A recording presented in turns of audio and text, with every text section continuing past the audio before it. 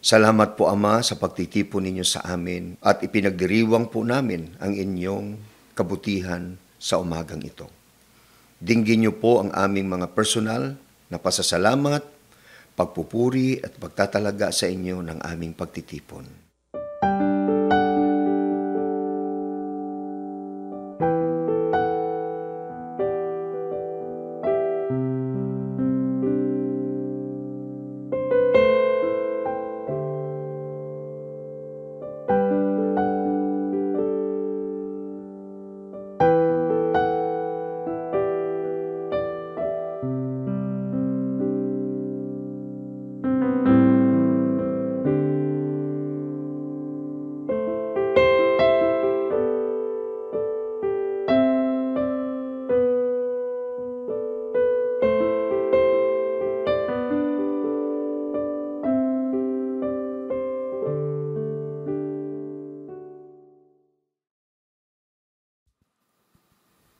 Let us praise the name of the Lord. Lift up the name of the Lord, whose power is everlasting.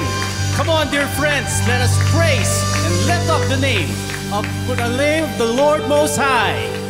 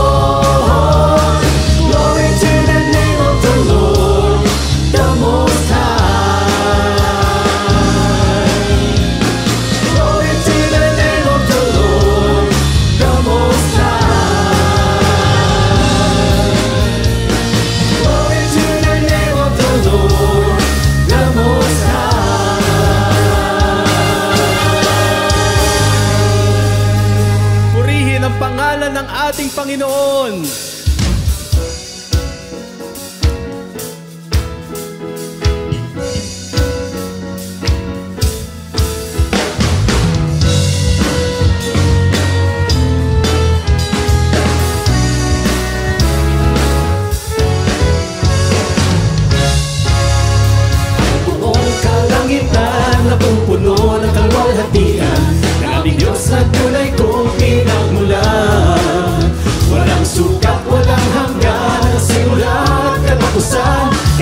kayo'y sasambahin, papupurihan.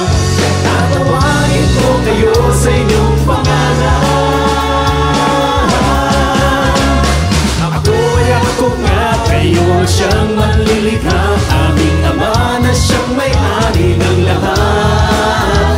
Kayo ang Diyos kataas-taasan, mapagmahal, makapangyarihan, kalakasan at siyang aming kagalingan.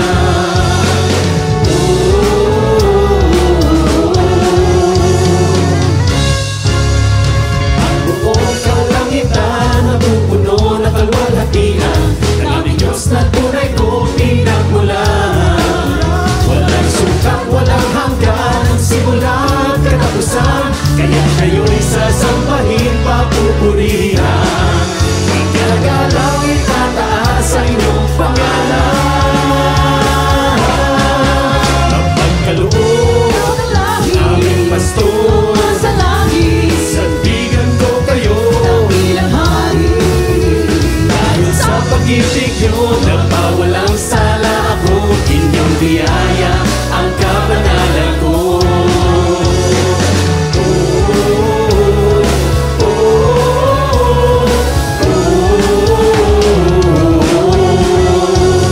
Kapayapaan tutunay, tinapay ng aking buhay. Daanin ko katotohanan, matibay kong kalikasan.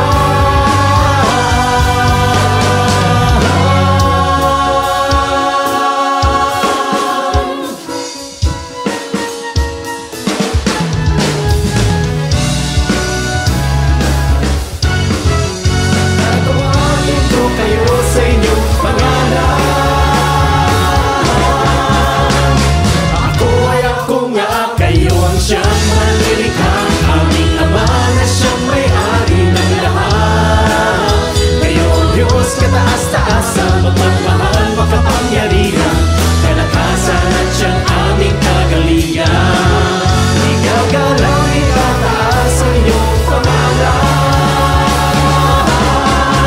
Mapagkaloob, aming pastor, sandigan ko kayo,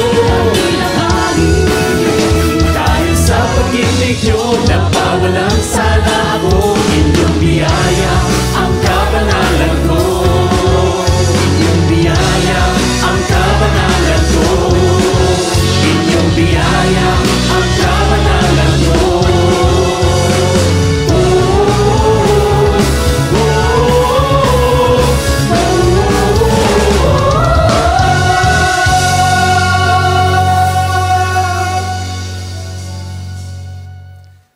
Aming Diyos, maraming salamat sa inyong pangalan na ibinigay niyo sa amin at ang pangalan niyo ay lagi naming napangahawakan.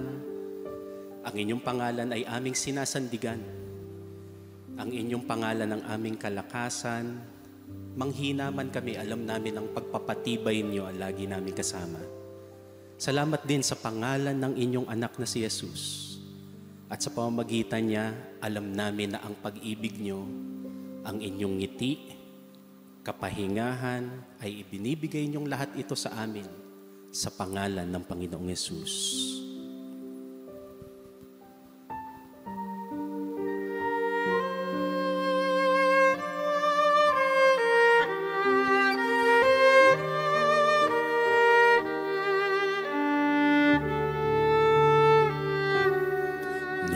Nag-iisa at nalulumbay dahil sa hirap kong tinataglay.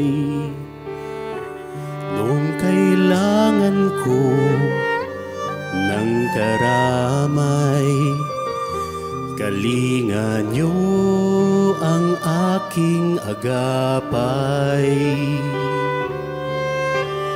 Kayo'y aking kailangan,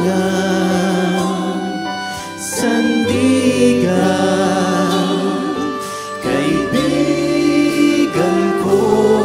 Kayo ang araw kong lagi at karamay kong sawi. bawat sandali.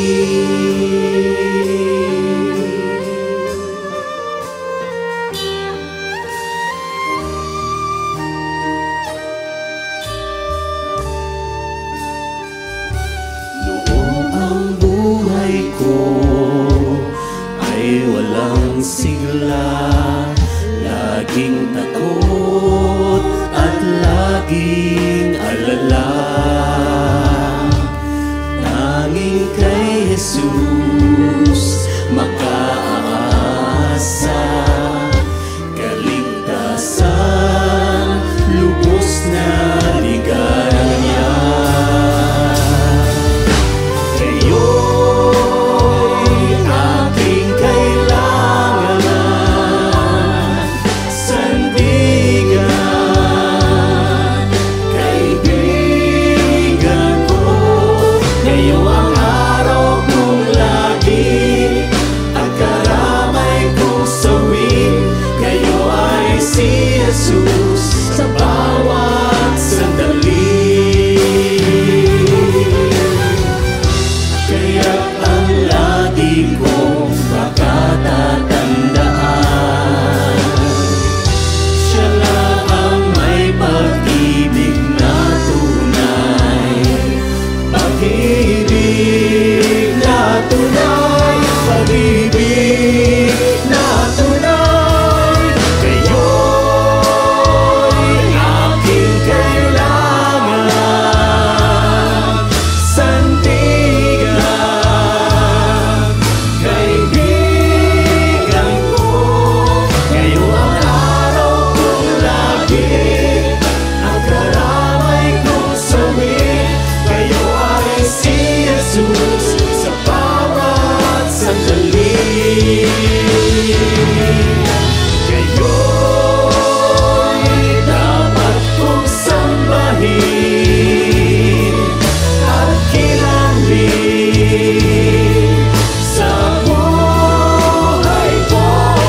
Kayo noon, bukas, ngayon, sa dalangin ko'y tugon. Kayo ay si Jesus. Kayo ay si Jesus. Kayo ay si Jesus sa habang panahon.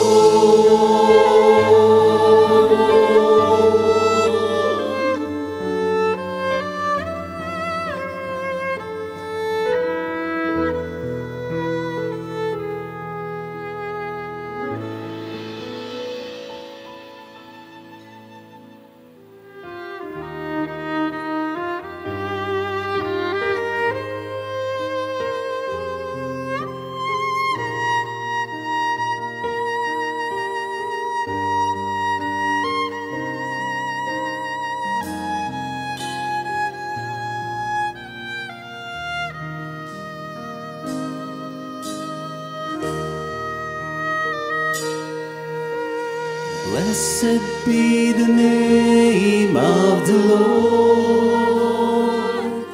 He is worthy to be praised and adored. So I lift up holy hands in one accord, singing, blessed be the name, blessed be the name, blessed be the name of the Lord. Blessed be the name of the Lord.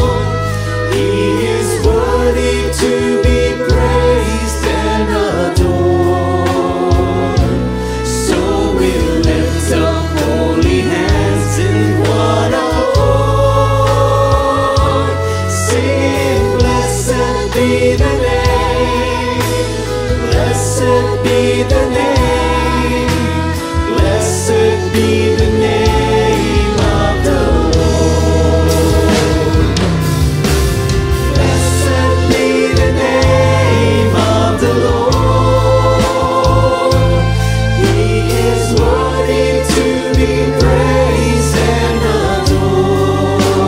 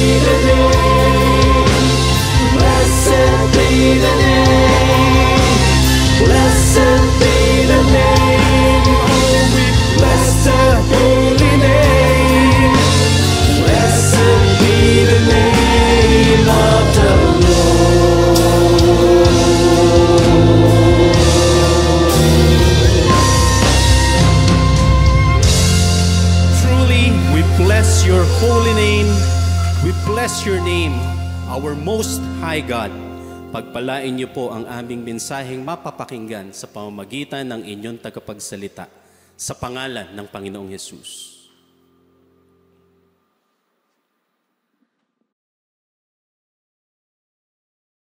Matthew 11:29-30, sabi ng Panginoong Hesus, "Learn from me, for I am gentle and humble in heart, and you will find rest for your souls. For my yoke is easy, and my burden is light." Tayo'y nagsasaya dahil dumating ang ating tagapagligtas, hindi lang tagapagligtas mula sa kasalanan, kundi tagapagligtas mula sa napakahirap na religiosity na pinauso ng mga Israelites. Everything I commanded you. Father, we thank you that we have something to celebrate, something great and big and wonderful. Turuan niyo kami, Panginoon, na lalong ma-appreciate ang halaga that you have given your people rest through your Son, Jesus. Be our speaker, our teacher, our healer. In the name of Jesus, your Son, we pray with thanksgiving. Matthew 28:18-20. Then Jesus came to them and said, "All authority in heaven and on earth has been given to me. Therefore go and make disciples of all nations, baptizing them and teaching them to obey everything I have commanded you. And surely I am with you always to the very end of the age." Ako'y laging kasama ninyo hanggang sa katapusan ng panahon. Sabi niya, all authority, meaning all jurisdiction, command, control, power, all right, in heaven and on earth is given to me. So wala nang kapangyarihang hihigit pa sa kapangyarihang taglay ng Panginoong Hesus. Philippians 2:9-11, God exalted him to the highest place and gave him a name that is above every name, that at the name of Jesus every knee should bow, in heaven and on earth and under the earth, and every tongue acknowledge that Jesus Christ is Lord. Ubod ng linaw, yung dalawang verses na yan, or cluster of verses, sinasabing ang lahat ng kapangyarihan ay na kay Jesus. Lahat ng kinikilalang makapangyarihan ay dapat pasakop kay Jesus. At lahat ng ating niyuyukuan na kapangyarihan ay dapat iyuko sa pangalan ni Jesus. Therefore, wala tayo dapat pinaniniwalaan, sinusundan na hindi sumusunod kay Jesus. Dapat lahat surrendered to Jesus para mo sukuan at sundin din. Matthew 28:19, go and make disciples. The go there is the mission, the action, which has been the favorite focus of many, many teachers and theologians. Kaya sobrang obsession with missions, puro go, go, go. At ang sinabi, to all nations, which in Greek, ta ethne, which means nation, people, non-Jews, Gentiles, foreigners. In other words, pinapapunta ni Jesus ang kanyang mga mangangaral to all identities, all races, all societies, all genders, all communities, walang puwera. And this is revolutionary dahil ang teaching ng mga Hudyo sa kanilang mga katuruan ay pang kanila lang. Na sila lang ang kausap, sila lang ang kasundo, at sila lang ang favored. Yung sinabi ni Jesus na all nations, napakalaking departure yon from the tradition of Israel. Kaya dapat nating isipin that Jesus really led a very powerful spiritual revolution, not to keep the status quo, not to keep the traditions, but to break the walls, to make God and godliness available to all.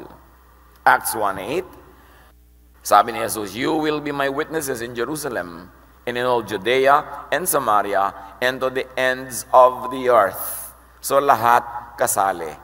Nung si Jesus ay isinilang, yung pagkakakilala ng mga Israelita na kanila lang ang Diyos, kanila lang ang mga kasulatan, kanila lang ang kabanalan, at kanila lang ang kaligtasan, lahat yun ay pinawalang bisa ni Jesus sapagkat ginawa niya ang lahat ng ito para sa lahat ng tao, everywhere.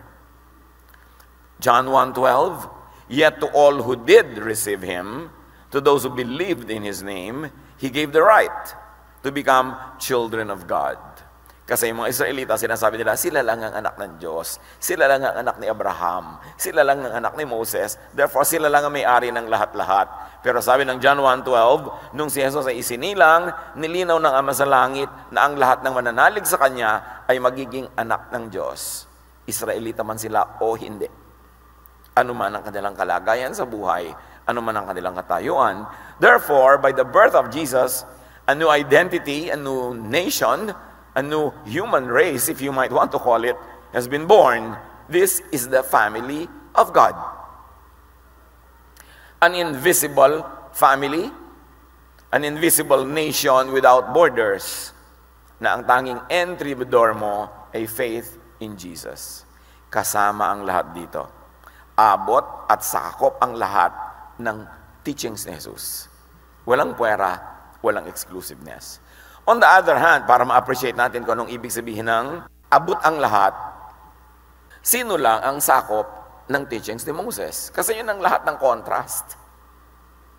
Deuteronomy 5:1-6, tinipon ni Moises ang buong Israel at kanyang sinabi, Bayang Israel. So sino ang kausap? Bayang Israel, dinggin ninyo ang kautusan ng mga tungtuning ibinibigay ko sa inyo ngayon. So kanino binigay? Sa Israel. Unawain ninyong mabuti at tuparin ang mga ito. Ang Diyos nating si Yahweh ay gumawa ng kasunduan sa atin sa bundok ng Sinai, hindi sa ating mga ninuno, kundi sa ating nabubuhay ngayon. So nilinaw ni Moses, ito ay para sa inyo specifically, this generation that got out of slavery, kausap kayo ni Yahweh. At sinabi niya, ako si Yahweh ang naglabas sa inyo sa Ehipto at nagpalaya sa inyo mula sa pagkaalipin. So malinaw na malinaw kung sino ang kausap, kung sino ang sakop ng kasunduan at ng utos, Israel na pinalaya mula sa Ehipto. Kung bakit naman sa kasaysayan lahat ng bansa ay sumali sa usapang yon, hindi naman sila yung kausap. So yung mga batas na yon na pinalaya ni Jesus ang Israel, yung mga hindi Israelita, belatedly, nagpasakop at sumali pa. Samantala yung mga Israelites nga pinalaya na ni Jesus, yung mga hindi Israelites, by becoming Christians, had unwittingly gotten themselves into this kasunduan na hindi naman sila ang kausap. Israel's theology of its election, so to speak, they believe, implies that to them, sa kanila, sa ganang kanila, the Jewish scriptures are theirs, and for them alone, malinaw yan sa kanila. Kaya mga Israelites sa buong panahon hindi naman nagmi-mission. Hindi sila nang convert ng mga tao. Wala silang mga massive global missions. Kasi sa kanila, yung kasunduan pang kanila lang. Malinaw yun sa kanila. But Jesus gives a new command for all people. At sinabi niya, all these teachings of mine, you have to bring to all the nations. So hindi na niya inilimit ang Israel at ang lahat ng non-Israelites sa teachings lang ni Moses at ang tradisyon ng Israel, kundi pinalitan niya ng kanyang new command at ngayon pinalitan niya ang audience, all of the world. At yun ang kahulugan ng Pasko. Sabi ng mga anghel, peace on earth. Hindi lang peace for Israel, hindi lang peace for a very select few, peace for all nations. As many as received Him, who believed in His name, He gave the right to become children of God. Yung pader na nagkukulong, ikinulong ng tradisyon ng Israel ng mga blessing na pangkanila lang sa kanilang paniniwala, ay binuwag ni Jesus at ang lahat ay pinalalapit sa Diyos sa pamamagitan ng bagong paraan, hindi pagsunod sa mga batas ni Moses, kundi pagtanggap kay Jesus bilang Panginoon at tagapagligtas. And of course, sa Matthew 28, in-include pa yung baptize them. This is another overemphasized portion of the teaching. To the point na pinag-aaway-awayan ng mga sekta kung ano ang tamang dami ng tubig sa pagbabaptize. Pero merong bahagi ng utos na ito at katuruan na neglected ng marami. Yung sabi ni Jesus na, teach them to obey everything, meaning every teaching that I commanded. Yung utos ni Jesus. Sabi niya, pinapupunta ko kayo sa lahat ng lugar at ituro nyo ang lahat ng aking katuruan. Pero in the last 2,000 years, the so-called Christian missionaries have been going on everywhere. Pero ang turo nila, hindi lang turo ni Jesus. Dala-dala rin nila yung turo ng iba, nakahalo ng mga turo ni Moses, kaya nakakalito. Ang sabi niya, teach them everything I commanded you. Hindi niya sinabi yung kinommand sa inyo ni ganito, ni ganyan, ni gano'n. Sabi niya, I, si Jesus. Therefore, yung I na yon is not Moses, is not Peter, is not Paul, is not James, is not anyone else. But this is hardly given attention. At lahat ng turo na ito, pinaghahalo-halo sa teaching ni Jesus. Kaya ang confusion, nag-aaway-aaway yung mga Christian, nagbabato-batuhan, at lahat naman may mga verses na pangahawakan. Pero ang itatanong mo, yung bang ibinabato mo sa akin, turo ba yan ni Jesus? The teachings of Moses, of Paul, of James, etc. are binding to the Jesus followers when and only when such teachings submit to the teachings of Jesus. Hindi baliwala ang mga katuroan ni Moses, nila Pedro, nila Pablo, lahat-lahat. Hanggat yun ay mga nakasuko sa katuroan ni Jesus. Because remember, Jesus is the name above every name. That in His name every knee will bow. And all teachers and teachings will have to bow at the teachings of Jesus. Therefore, the names of Moses, Paul, and James are authoritative, yes, but only when such names submit to the name of Jesus and the meaning of that name. The authority of these many great religious leaders are great as long as their knees bow to the name of Jesus. Kaya nga, He is the name above every name, the Lord of Lords, the King of Kings. At ito ang confusion ng Christianity for the last 2,000 years. Hindi nila alam kung na kaninong allegiance nila. Sinabi ni Jesus, forgive. Sabi ng isang apostle, give them to Satan. So anong gagawin nyo? Give nyo to Satan. Sinabi ng Panginoon, accept them. Sabi ng isang apostle, reject them. Kaya nagkakalito-lito, kaya maraming divisions within Christianity because not all of Christianity is 100% solid Jesus. Halo-halo ang mga teaching. John 8:56 to 59, sabi ni Jesus, your father Abraham rejoiced at the thought of seeing my day. He saw it and was glad. Sabi niya, your father, hindi niya sinabing our.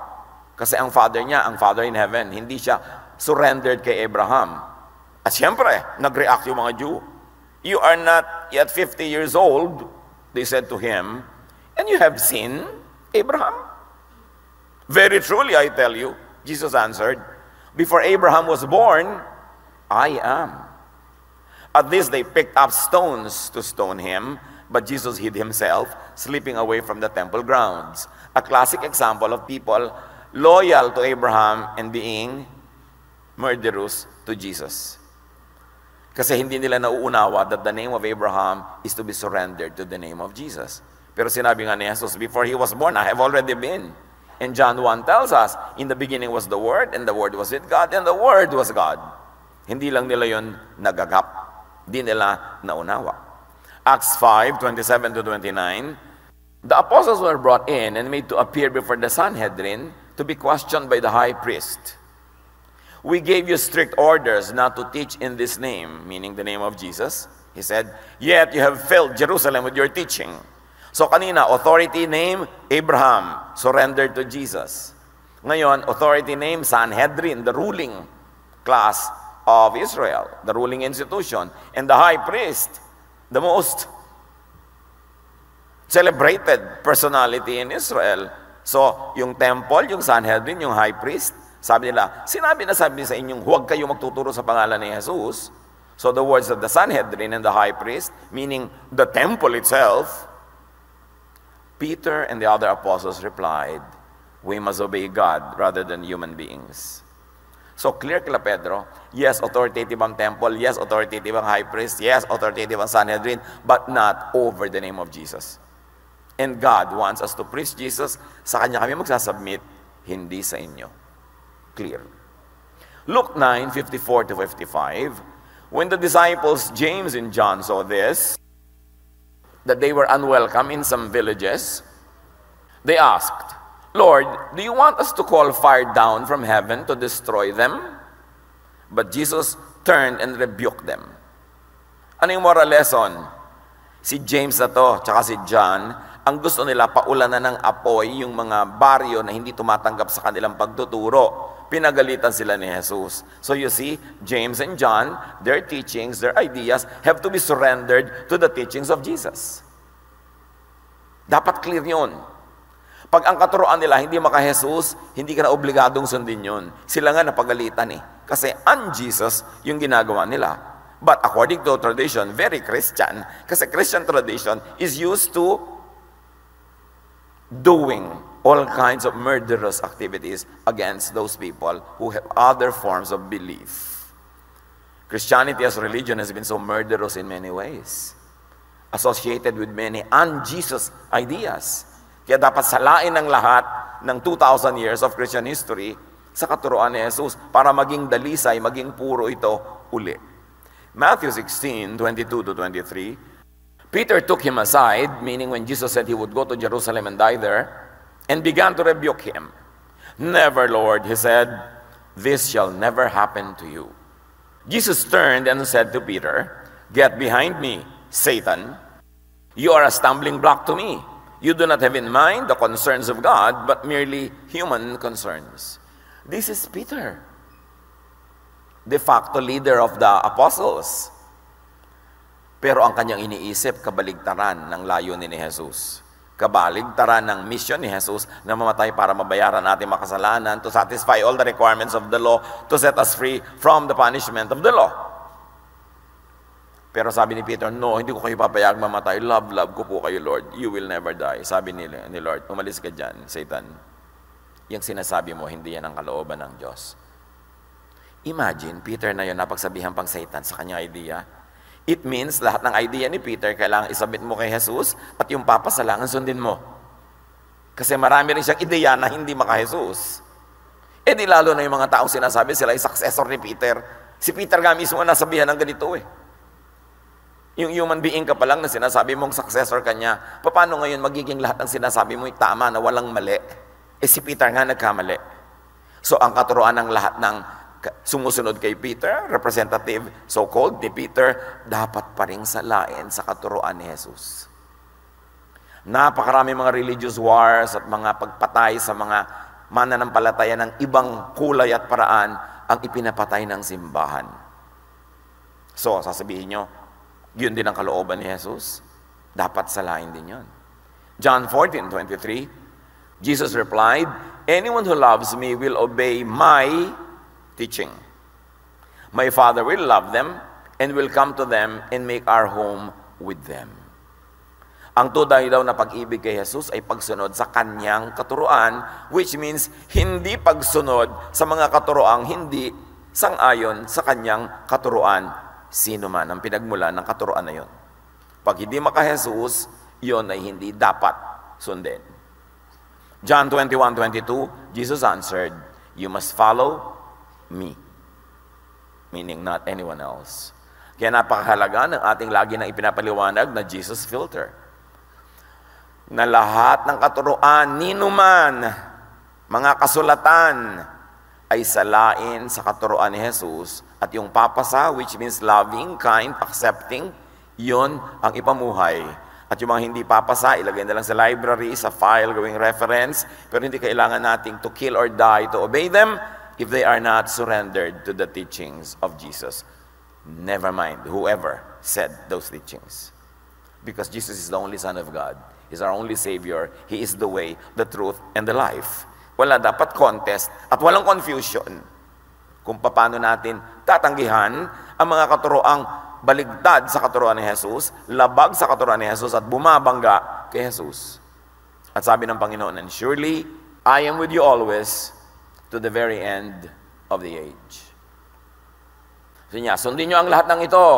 Katuroan kong ikalat ninyo, ipamuhay ninyo, at ako'y makakasama nyo hanggang sa pagwawakas ng panahon. Now, the Greek for end of the age, which you have to see in Greek,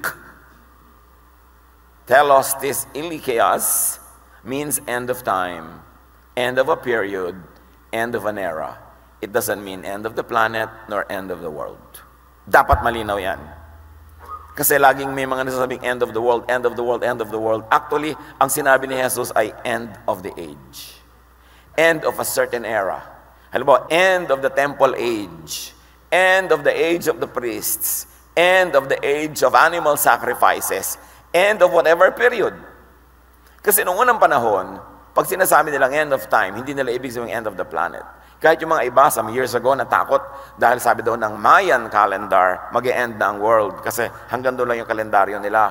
Tapos natakot sila. Lumampas naman yung araw na yun at nakakailang taon na ngayon, di pa nag-e-end yung planet because end of the world to the ancients is an end of an epoch, end of an era. Halimbawa, panahon ng Hapon, panahon ng Kastila, hindi ng lahat ng panahon.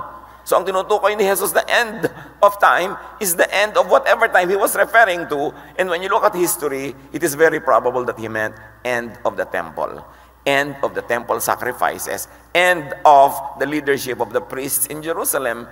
And really, it ended just a few years after he went back to heaven. Yung end of time, end of the age, yan ang translation ng Worldwide English Version, ng New International Version, ng Easy to Read Version, ng NASB, maging ng New King James Version, at ng Revised Standard Version. Yung gumagamit lang ng end of the world is the CEV, the Contemporary English Version, the Living Bible, and the Old King James Version, which was very, very popular. Ang nagpauso ng end of the world, King James Version, which pinalitan na rin nila sa New King James Version. Naging end of the age na rin. Because if you're going to use and apply scholarship in the Greek language, talagang end of time yun, hindi end of the world. So ang dami-daming unnecessary fears that were born out of a translation of a word. But that is not our topic now. Meanwhile, some first-generation Christians tried to graft and submit Christianity to Jewish teachings and traditions. Handyan pa lang, sariwang-sariwa pa ang bakas ni Jesus, yung mga Kristiyano nung early church, ipinapasok na uli nila yung mga laws of Moses, laws of Judaism at sari-sari into the Christian church. So ang naging bunga nun, confusion, stress, trouble, quarrels, and fights. But again, this is another topic. Well, in fact, some apostles and leaders would do the same. Sa panahon pa lang nila, marami nang nagpapasok ng ibang ideya. Bagong-bago pa lang ang Christianity, yung mga Hudyo na naging Christian, pinipilit nila na magpa-circumcise. Yung mga Gentiles na naging Christian, pinipilit nilang ipasok ang kanilang dietary laws uli, ang kanilang mga iba-ibang tradition. Some of them nagtagumpay. Pinasok ulit nila yung Sabbath na kinancel na ni Jesus for the convenience of people. Ipinasok na nila yung mga bawal na kainin na kinancel na ni Jesus for the convenience of people. Ang aga-aga pa, ibinalik nila ang marami mga batas na yon. Kaya sabi ni Paul sa Galatians 5, 1-10, malaya tayo mula sa mga batas na yan dahil pinalaya tayo ni Kristo. Kaya magpakatatag kayo at huwag nang paalipin pang muli. Akong si Pablo ang nagsasabi sa inyo, kapag nagpasakop kayo kay Moses, binabaliwala ninyo si Kristo. Binabalaan ko ang lahat ng taong susunod sa isang kautusan ni Moses, tungkulin nilang sumunod sa buong kautusan. Kayong nagsisikap na maging matuwid sa pamamagitan ng pagtupad sa kautusan, inihihiwalay ninyo ang inyong sarili kay Kristo at napalayo kayo sa kagandahang loob ng Diyos. Ubod ng linaw na sinabi ni Pablo. O gusto niyo ng law ni Moses, sige, sundin niyo yung isa. Pero oras na sinundan niyo ang isa, susundan niyo lahat. Ang dami niyan. Because if you fail in one, you will fail in all. So either everything or nothing. And Jesus died to set you free from that law. Why are you trying to go back to it? Kaya sabi niya, iniisdab niyo ang kamatayan ni Jesus, ang pagdurusan niya, ang kanyang pagdugo, ang kanyang pagkakasugat. Pagka ni isa sa mga kautusan ni Moses, ibinalik niyo pa sa buhay niyo. Acts 15, 1-35, sabi ni Pedro, matapos magtalo-talo sila, bakit sinusubok ninyo ang Diyos? Bakit ninyo niaatang sa mga mananampalataya ang isang pasaning hindi na kayang dalhin ng ating mga ninuno at hindi naman natin kayang pasanin? At yun yung mga kautusan na naman ni Moses. And take note, brothers and sisters, 2,000 years of church history, more laws were added by all denominations. Pati haba ng buhok, pati kung anong hairstyle, pwede ba mag-makeup, pwede ba mag-lipstick, gano'ng kahaba ang laylayan ng mga palda, pwede ba magpantalo ng mga babae, ano bang kakainin sa Lord's Supper, may harina o wala, yung bang umaalsa o hindi, sa baptism ba, pwede yung turok, pwede buhos, pwede bang lunurin yan, ang dami-daming idinagdag. Pag member ka ng choir, hindi pwede magpaligaw, gano'n. Kaya iba tuloy ay mag-choir. Pagka ganito, pagka ganyan. Ito lang ang version, wala nang ibang tamang babasahin na version. Lahat yan idinagdag ng mga Kristiyano daw. Kaya may pagkakaiba yung Christianity at Jesusness. Kasi sa Christianity, halo-halo pa ang lahat, parang chapsuy, bulanglang, lahat na. Kaya sinasala mo ang matira yun ng Jesusness. Because yun ang teaching ni Jesus. Sabi niya, teach them to obey everything I commanded you. Jesusness, hindi Mosesness, hindi Paulness, hindi Peterness. Bagamat may mga teaching ang Moses, ang Paul, ang Peter na maka-Jesus. Hindi sundin yun. Pero yung hindi, dapat ilagay na sa library. Kasi sabi niya, iniwawalay ninyo ang inyong sarili sa kabutihan ng Diyos pag bumalik kayo sa kanyang mga legalidad. Kaya sabi ng Panginoon sa Matthew 28:18-20, Jesus came to them and said, I am with you always to the very end of the age. Ibig sabihin, huwag niyong kakalimutan, namatay ako para kayo lumaya. So, Jesus is always with us to set us free, to keep us free, very, very important, and to save us from condemnation by the law. Kaya yung mga tao, Kristiyano na, mananampalataya na, punong-puno pa rin ang guilt sa mga kulang nila sa buhay, nalilimutan nila that Jesus already paid for all our sins. Sa takot nila na may umabuso, sa takot nila na mayroong magsamantala doon, ang ituturo na lang nila ulit strictness. Pero hindi na yun Jesus, ha? Moses na yun. Hindi pa talaga natin kaya magturo ng kabaitan ng Diyos, pagpapatawad ng Diyos, ng walang panakot, walang blackmail. Hindi ba natin pwedeng payagan ng kapwa natin na mag-enjoy talaga ng rest, ng freedom because of the work of Jesus? Lagi na lang tayong overprotective, natatakot tayong mag-abuso sila. So, lagyan na lang natin ng mga bawal uli at mga pader dahil baka sila umabuso. Pero si Jesus hindi niya concern yun. Sabi niya, did anyone condemn you? At sabi ng babae, no one, sir. Well, I won't condemn you either. Go and live your life of sin. Pero lagi natin gusto mang-condemn. Gusto natin mang-control. Huwag po kayo magturo niyan. Baka sobrang lumuwag ang buhay nila. Baka sobrang sila mag-enjoy. Pero yung turo ni Jesus ang dapat nating ituro. Yun ang Pasko. Pero kung merong Pasko-Pasko, tapos pinaghalo-halo mo uli yung mga laws na nakakasakal, nakakagilty, nakakapanakot, di kalahating Pasko lang yun. Ang tawag lang doon, Pas. Na hindi ko naman maintindihan yung mga tao, yung salitang pastor, Pas. Dalawang syllable lang huwag ka na magtipid, pastor na lang. Pas. Akala ko kung sino yung tinatawag, ako pala, Pas. Diba? Tapos ispelin lang yung pastor, PSTR pa. Konting vowel sa lang idadagdag yun, hindi pa buuin. Ang dami-daming mga ganung mga, kung ano-anong kaugalian na hindi natin sinusuri. But keep this in mind, Romans set us free. Bible, the book of Romans, Jesus, and even Paul tells us how free we have become. Romans 8:33-34, who can accuse the people God has chosen? No one. God is one who makes them right. Who can say that God's people are guilty? No one.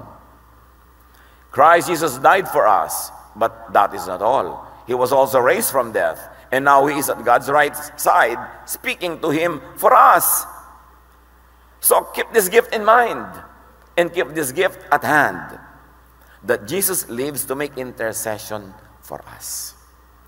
Lagi-lagi na, sa pagsisikap natin, nadadapa tayo, nagkukulang, nagkakamali. Don't forget, Jesus is at the right hand of the Father, interceding for us. Meron tayong naging pagkukulang, may pagkakamali, sabi ni Jesus, charge to me, di ba? Sasabihin ni Jesus sa Father, paid na yan. Sasabihin ni Jesus, charge to me. Huwag natin kakalimutan what it means to have Christmas. Of course, hindi yan dapat pagsamantalahan para tayo magwala sa buhay. Pero sa mga pagsisikap natin, magiging kulang at kulang talaga yan dahil tayo'y tao and God remembers that we are dust. And that's when you apply na meron kang Savior. At ang ipapaalala natin sa ating kapwa, pag nadadapa, nagkakamali, na sila man ay may Savior. Hindi ang ipapaalala natin, paparusahan sila, papagalitan sila, mananakot tayo, at magpapahirap sa kalooban ng tao. Hindi yun ang dala ni Jesus. Sabi niya, I came to bring you peace. I give you rest. Be at peace with your humanity. Alam kong human ka. Kaya may John 1 at may mga kung ano-ano pa mga chapters. Kaya may nagsasabi na, if we are a failure, remember that we have a Savior. John 8:36, so if the Son sets you free, you will be free indeed.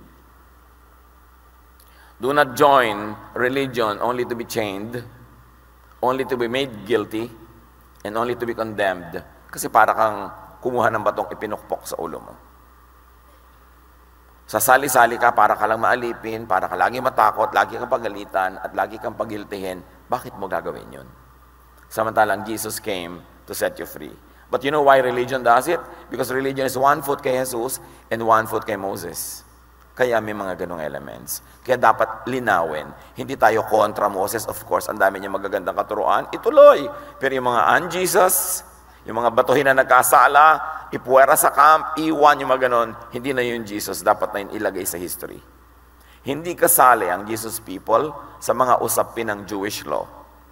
Unless the teachings of Jesus say so, affirm and fulfill those teachings.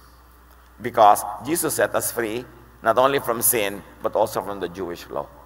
Dapat yun pakaisi-isipin. Matthew 5:17, do not think that I have come to abolish the law and the prophets. I have not come to abolish them, but to fulfill them, which in many ways, Jesus actually, the fulfillment, minodify, iniba yung application, pinabait, or inilagay na lang sa history. Sabi niya, mahalaga i-apply niyo ang Jesusness because it is the one that will set you free, that will give you peace, and will make you loving and accepting.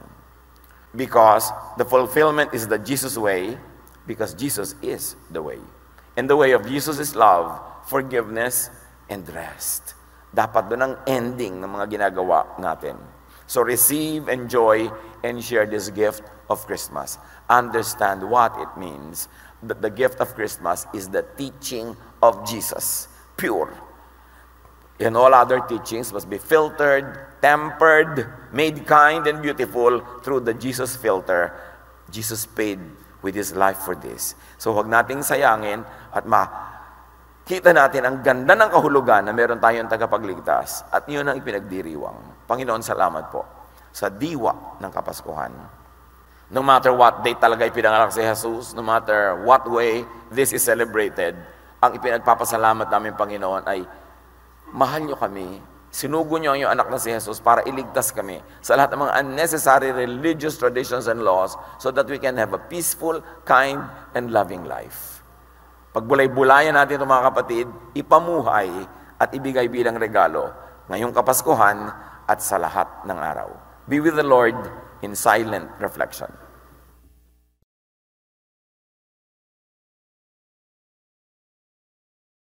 Aming Diyos na makapangyarihan sa lahat, salamat po sa lahat ng inyong mga pangako at pagmamahal, at sa mga pangako niyo, lagi namin kayong kasama sa aming buhay. Salamat po sa laging mga salita niyo na sa amin ay inyong laging pinapaalala, at amin itong maisabuhay. At tunay na kami ay binibigyan niyo ng maraming karunungan. Sa ilang sandali ng katahimikan, patuloy nating pasalamatan ang Panginoon.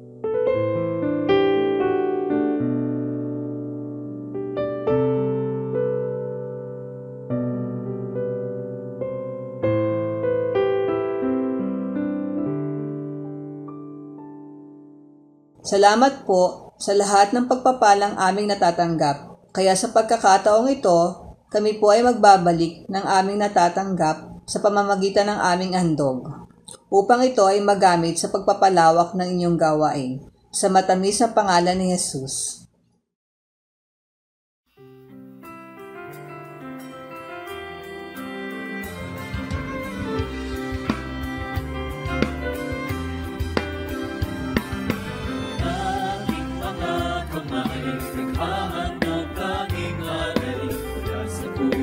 Ko'y tigil sa salamat na hatid upang salita niyo ay palaganapin pagkalawak ng makalangin na gawain.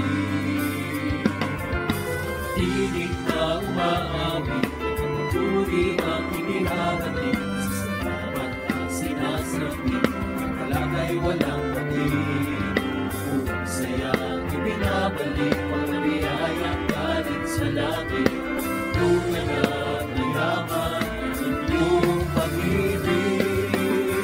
Ang aming alay, O Diyos, ay tanggapin. Handog na pinakamainam ang aming dadalhin. Lahat ng ito'y sa inyo dinamdalin. Nanalaan tungo sa inyong gawain.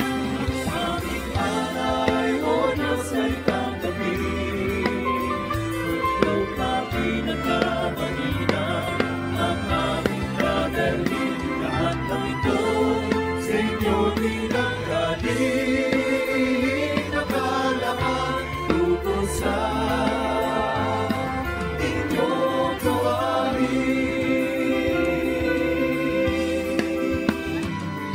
Lumamati sa Diyos na kay likha sa ating mundo.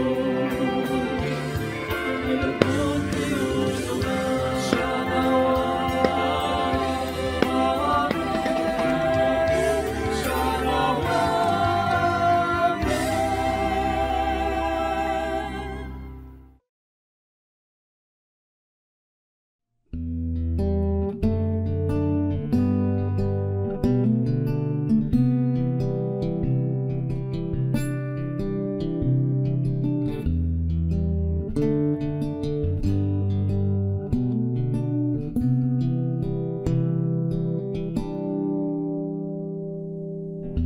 Just as I am, you welcome me.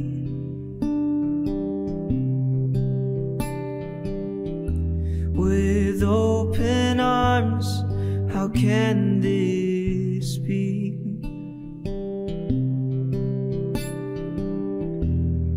My guilt is undone, but past is untethered. I'll leave it behind and run to my Father. There is no disappointment in your eyes. There is no shame, there is only pride.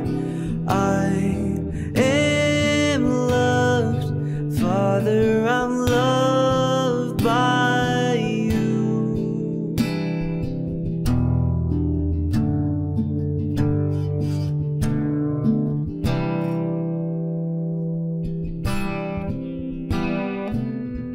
So unreserved, your heart for me. My fear is gone, I am set free.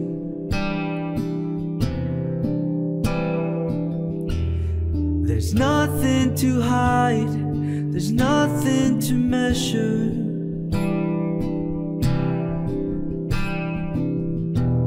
Cause I am your child, and that's all that matters. There is no disappointment in your eyes. There is no shame, there is only pride. I am loved, Father, I'm loved by you. There is no distance in your embrace.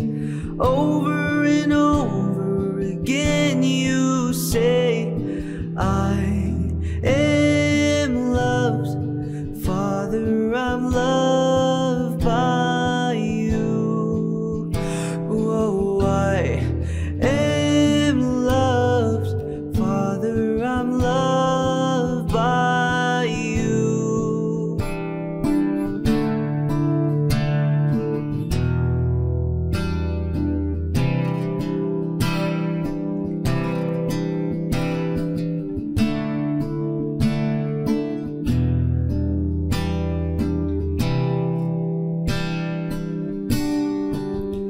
You are changing everything.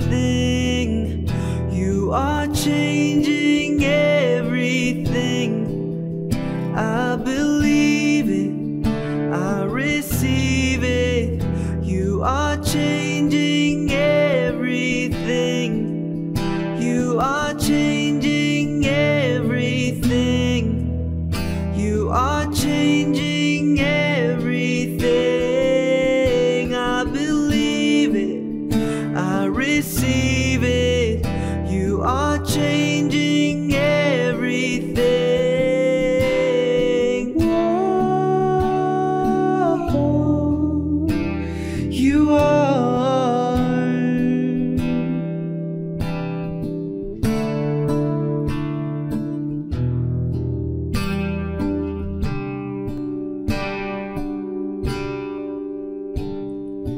There is no disappointment in your eyes.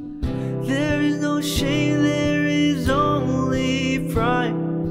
I am loved, Father, I'm loved by you.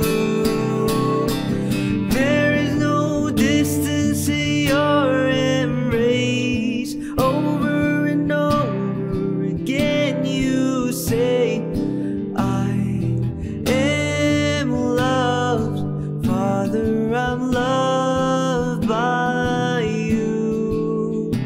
Oh, I am loved, Father, I'm loved by you.